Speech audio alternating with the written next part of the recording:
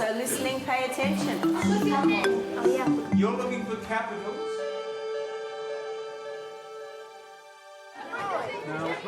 Frankley High School is a small comprehensive next to a housing estate on the outskirts of Birmingham. I think we're ready for the next 6 girls, please, and go. Jonathan Wilding is in his first headship after 27 years of teaching. He arrived at the school 3 years ago and he's found the step up to headship a challenge. You wait there, please. Thank you. Shabba! Shabba labba! 6 months ago, Ofsted reported remarkable progress at the school.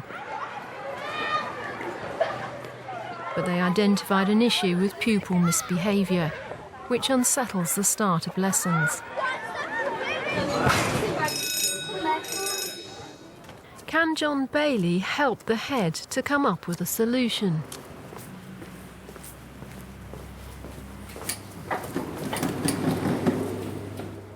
What Ofsted was focusing on was something that we'd picked up on ourselves, that at lunchtimes, break times, between lessons, our kids' behaviour can be quite immature. And what they're doing is they're bringing this high behaviour then back into the school with them. Okay. And what we need is, as they come into the school, they're ready to learn straight away. It's break time. Hello! And Bayley decides to explore. No, thank you. No, don't want you doing that. Not safe. Off you go.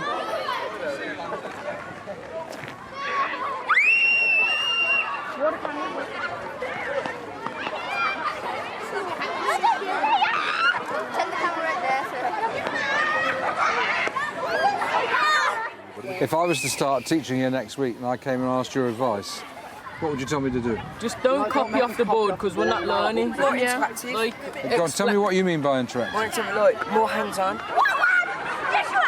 man, boy. Nathan! Nathan, come here, please. Nathan! Nathan! Nathan! The school has a range of sanctions and support mechanisms, but still the problem remains.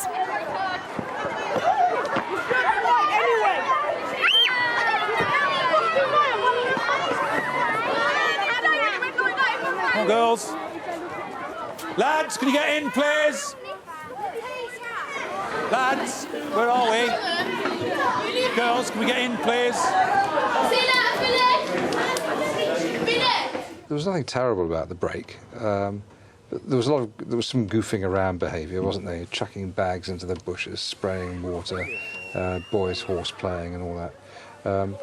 And we probably don't want to stop that, do we? They're children. If you don't get to spray someone with water once in a while, you're kind of failing in your duty in life. Jonathan also teaches a bottom set Year 9 maths class. And John wants to see if there's any relationship between outside and inside lessons. First task we're going to have... Right, Casey, you're going to do the first task for us. We've got a sequence, Casey. We start with the number 5, and the sequence is add 7, take away 5, add 2. So add 7. 12. 12, excellent. My class now know to look for patterns. Can you see a pattern with these numbers?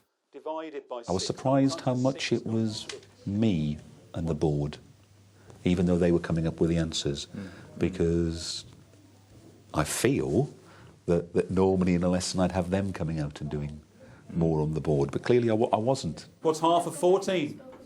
7. Sean, how are you doing? Why can't you do it, Louise? It's too hard. Right, OK then, Louise. It's n plus 6. They're sort of with you, aren't they? Yeah, they're just beginning to flag, aren't they? Yeah. Niall, can you take 8 away from 14 for me? 6. 6, brilliant. And can you multiply 1 by 2? 2. 2. OK, now, I want to try putting a bit of pressure on you. You're like their mum and dad combined in this room. And so if I'm sitting here learning, I'm getting an enormous amount of support for you. The answers seem to come easily. I'm getting explanations from the front. And I'm wondering how many opportunities I get in this room to achieve stuff on my own, talking to my peers about it, and have me and my peers tell me how well I've done. What's 15 divided by 5? Right, how many times does 5 go into 5? 3. You ask me questions and then you answer them yourself. You ask me the questions and you answer them yourself. I thought, that's probably what ought to be happening in some group work. Yeah. Children ought to be saying, how do you do so and so? Oh, I know. And explaining it to each other. Help me. Sir, help me. 2, 1, no. I want a coffee. Help me. Can be. We know that teaching others is one of the best ways to learn, because you're not going to have the confidence to do it unless you really understand what you're talking about. And once you've succeeded in teaching others, then you get that real buzz about, yeah, I really know what I'm talking about. Where you use letters instead of numbers, that's the hard maths. Right, when you use the nth term, you only have to remember one thing. Right? Whatever number you're looking for, you just put that in instead of n. I think when I started with this group, the self-confidence was very low as far as maths was concerned. And that's probably where the me leading them by the hand through things comes from. But one of the things I need to do is give them that confidence that they can still do it. Yeah. So I need to be looking at other tactics. What things might you want to do differently? What direction might you want to move in? What I can do is certainly look at one or two of the tasks and make them group-oriented. But it'd be interesting toe in the water today to see what happens. Lunchtime has just ended and Jonathan is still unhappy with the behaviour. Keep on having the same conversations with you. Yeah? What about no, well, just be with a group of people and just ask you to go in. First thing you've done is throw a bit of rubbish into the bush. No, it was a pen, sir. A pen, and that's that's biodegradable, is it? Only because someone spat on me hand. Just put it in the bin. Don't do it. Take some responsibility. Can you get... Lessons have just started and there's another disruption. Hello, miss, how can I help you? Those at one end of the corridor says that he hit him in the head and said he bumped into him by accident. Now, these two normally get on very well in my form, so it's quite upsetting, really, that this has happened. It says that it was an accident. You just came and whacked me in the head like that. Right. That's... if you're doing that kind of action, it seems difficult to accept. That's an accident. If I'm walking up to Miss and... oh, sorry, yeah? I'm going to do her a lot of damage bumping into her arm, am I? Yeah? How are we going to sort this problem out, lads? Yeah? Are you two going to say, right, we can get on together? Are you going to be in a position where you're going to say, right, I'm going to have to really think about... No. OK. Thank you ever so much, miss. 10 years ago, the school was in special measures, and Jonathan believes the behaviour issues in the school are linked to poor pupil self-perception, despite steady improvements since then. Last year, GCSE scores hit an A to C high of 59%. And they don't see that it's a really good place to be teaching. They see it as all the negative images that they have about the area. So if you could teach at what they perceive as a better school, and they perceive all schools as a better school, and we're really breaking that, we're having to break that down over and over again. Some of that narrative reminds me of working in PRUs, Yes. where children secretly think they're rubbish. Yes. Or maybe not so secretly, maybe. Yeah. God, that's a huge thing, isn't it? Yeah. Well, we're getting that self-esteem, big thing, over and over again we're hitting it. How do other members of staff feel? Bayley gets the views of advanced skills teachers Siobhan and Bethan. What's student behaviour like around the school? It depends on what lessons you go into, to be perfectly frank. I think there are certain teachers here who have very high expectations, and in their lessons the children behave excellently, you know. I think it depends on the weather, it depends on what day of the week it is, what they had at break time, you know, there are so many factors. And their home context, some of the things that go on. The skills that you're teaching children in lessons, you have to be responsible for their own learning. How far can we go in translating that to social behaviour around the school? I think that's asking for quite a significant change, isn't it? I think it's not just a school issue neither. I think it would be...